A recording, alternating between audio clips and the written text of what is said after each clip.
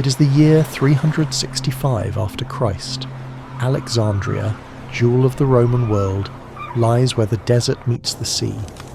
Founded by Alexander the Great, ruled by Caesars and emperors, the city has endured centuries of triumph and tragedy.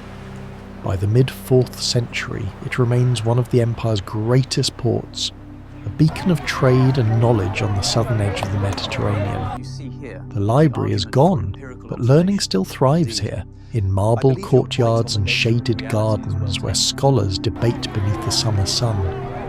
The air smells of salt and spices.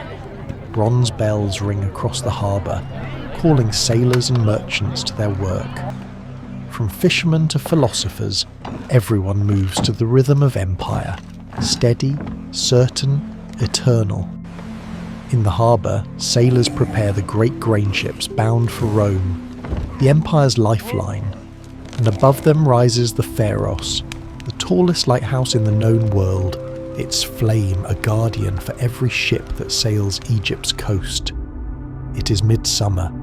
The skies are clear. The sea glitters like polished glass. To the people of Alexandria, the world feels unshakable. The desert stretches golden beyond the city walls, and the sea rests calm as stone. But history remembers the mornings when that calm begins to fracture. Far beneath the surface of the sea, hundreds of kilometres away, the planet stirs. Along the Hellenic Arc, where Africa meets Europe, the Earth begins to move. At 6:45 in the morning, the pressure breaks. In the blackness of the deep, the seafloor leaps upward, 10 metres in a heartbeat. An earthquake so powerful it shakes the whole Mediterranean. On Crete, temples crack, cliffs rise from the water, and far above, the sea itself is set in motion. A vast pulse of energy races through the deep, unseen, unstoppable, moving faster than any ship can sail. An invisible wall of water is now rushing south, straight toward Egypt. But in Alexandria, the sun climbs higher. The harbour glitters. Life continues. Just after sunrise, a faint vibration rolls through the city. Clay jars rattle, walls tremble, and then silence. The tremor fades. People smile, then laugh. Alexandria has survived worse. But beneath the horizon, the sea is already moving. The calm before history's storm. The earth has already chosen its hour. Just after sunrise, a faint vibration rolls through the city. Clay jars rattle, walls tremble, and then silence. The tremor fades. People smile, then laugh. Alexandria has survived worse. At the docks, the water is calm and blue, glinting beneath the lighthouse flame. The ships sway lazily in their moorings, but sailors begin to notice something strange. Their anchor ropes tighten, drawn taut as if by some unseen hand, and then the tide begins to run away. From the harbour steps, people watch in disbelief as the sea itself retreats. The water drains outward, revealing the harbour floor, anchors, coral, and broken pottery lying exposed in the morning sun. Children run forward laughing, chasing fish that flop helplessly on the wet sand. Fishermen wade out, marvelling at the miracle of the vanished sea. No one realises what it means.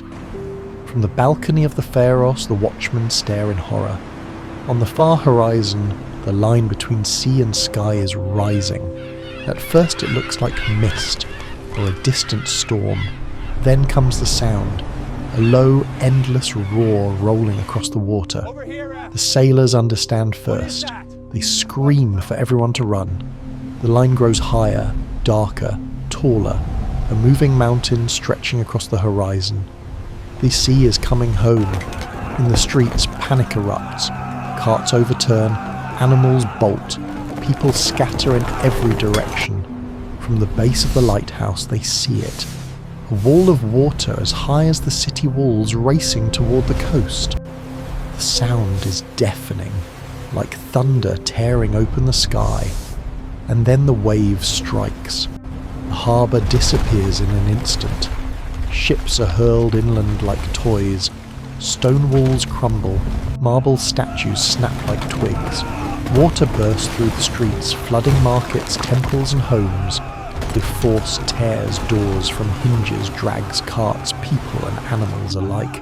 The water surges through the lower city, filling every alley, rising faster than anyone can climb. Within minutes, the proudest port of the Roman world has vanished beneath the sea. And then, the ocean breathes out again. The water begins to retreat, pulling everything with it. Houses, stones, bodies and ships are dragged outward in a roaring current. The sea reclaims what it has taken. And then suddenly there is quiet, only the hiss of the receding tide and the crack of broken stone. When the roar fades, a dead calm settles over Alexandria.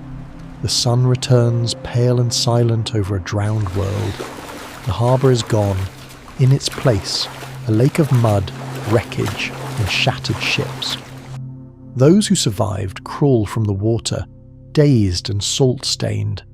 Their city lies unrecognisable, streets clogged with debris, walls coated in salt, the smell of smoke and seaweed in the air. They call out names that never answer. Between the ruins, only echoes reply. Every wall bears a white crust of salt, the line where the sea had reached before it withdrew. Pools of brackish water shimmer between broken columns. Statues of gods lie face down in the mud. Only the Pharos endures, cracked, scarred, but still standing above the ruin. By midday, fires burn in the upper city. The survivors move like shadows, binding wounds with torn linen, whispering prayers to gods they no longer trust. The proudest harbour of Rome lies broken, its warehouses and temples swallowed by the tide, its glory smothered beneath silt and silence. And yet, even in this ruin, life persists. By nightfall, men light torches and search the flooded streets. Far across the sea, the destruction is the same. Cyprus, Crete, Libya, Sicily. The wave that struck Egypt ravaged the entire Mediterranean.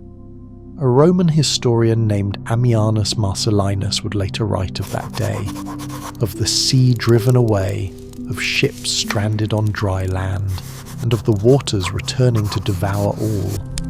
Modern science confirms his words. The earthquake that morning reached nearly magnitude 8, the strongest ever recorded in the Mediterranean. On Crete, cliffs rose from the sea. Coral reefs that once lay underwater now stand high above the waves, silent witnesses to the power that changed the world. Historians believe tens of thousands perished between sunrise and noon. Cities were wiped from the coastlines, their ruins swallowed by the tide.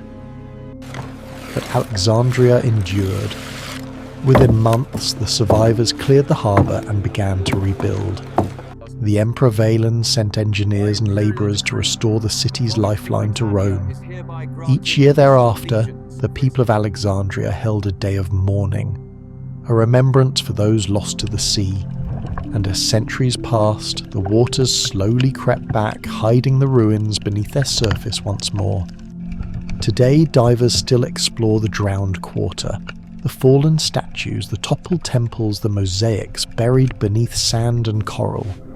Each discovery whispers the same story. The morning when the sea rose, the tsunami of 365 AD reshaped trade, altered coastlines, and marked the end of an age of certainty.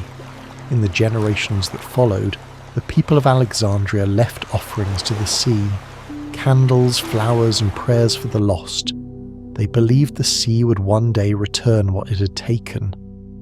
Alexandria rebuilt, scarred but unbroken, its harbour once again filled with sails bound for Rome. Yet even among the marble and the trade, the memory of that morning lingered, carved into stone and song. Centuries later, the memory faded. The sea covered what was left. And then, in our own time, explorers found what history had buried, the lost city beneath the waves. From the silence of the deep, the city still speaks, its stones remembering the day the sea rose. Empires fall, cities fade, but the sea remains. It remembers the final morning, the sunlight, the silence, the wave. The sea never forgets. From darkness to light, from ruin to remembrance, Alexandria endures. This was Alexandria's darkest morning, and one of history's final warnings. The day began in sunlight and ended in darkness. But through the centuries its memory rises again. Each time the tide turns, the sea remembers.